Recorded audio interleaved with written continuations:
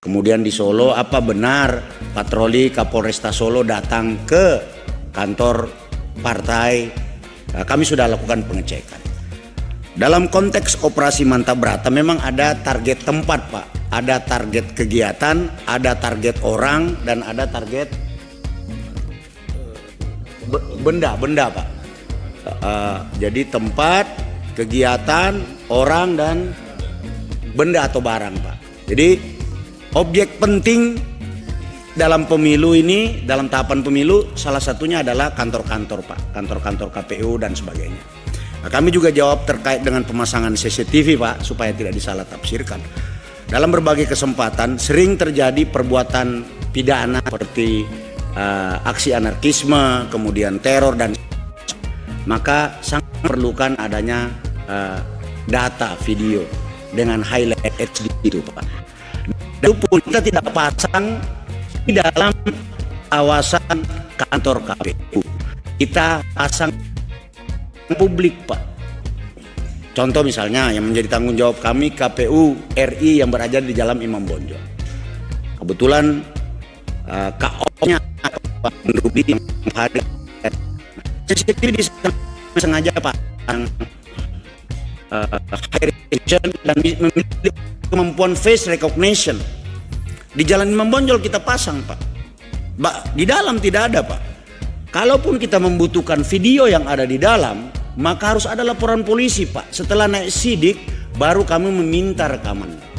Jadi Bapak jangan khawatir, Bapak boleh sampaikan, Pak Trimedia, mohon izin, Pak, Bapak boleh sampaikan ke konstituen Bapak bahwa pemasangan CCTV itu untuk kepentingan yang positif, tidak ada kepentingan-kepentingan negatif, Pak. Sama dengan kita pasang CCTV di pabrik atau percetakan yang mencetak tentang surat suara. Kami pastikan bahwa di situ tidak banjir, tidak ada kebakaran. Kalau ada api sebabnya apa? Bukan karena satu dan lain hal. Sampai di pelabuhan pun, Pak, mohon izin, di pelabuhan pun, Pak, kami pasang itu yang namanya tinggi gelombang, air nap, dan sebagainya. Termasuk kami menghitung antrian kapal itu yang membawa logistik masuk ke pelabuhan. Karena ada waktu, spare waktu. Itu sudah kami, sudah kami ingatkan betul para Kapolda. Begitu ada kapal logistik yang masuk ke pelabuhan tertentu, maka waktunya harus dihitung betul. Jangan mengikuti antrian karena unsur ekonomi dan sebagainya. Dia harus duluan masuk sehingga bisa didistribusikan ke KPUD lalu ke jajaran KPU yang lain.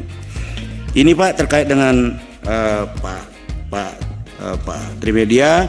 Kemudian terkait dengan laporan ke Polda Metro Jaya, sekali lagi ini fenomena, Pak. Memang betul tadi sudah dicek oleh Kasatgas Gakum bahwa ada laporan sebanyak 6 laporan polisi terhadap saudara Aiman Wicaksono. Ada 6 laporan, Pak.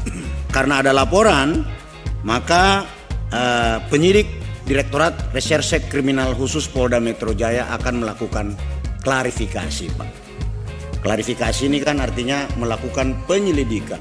Apakah ada perbuatan pidana atau tidak? Kalau tidak ada, seperti yang disampaikan oleh Pak Taufik Basari tadi, ini kita anggap sebagai bagian daripada proses demokrasi menyampaikan pendapat.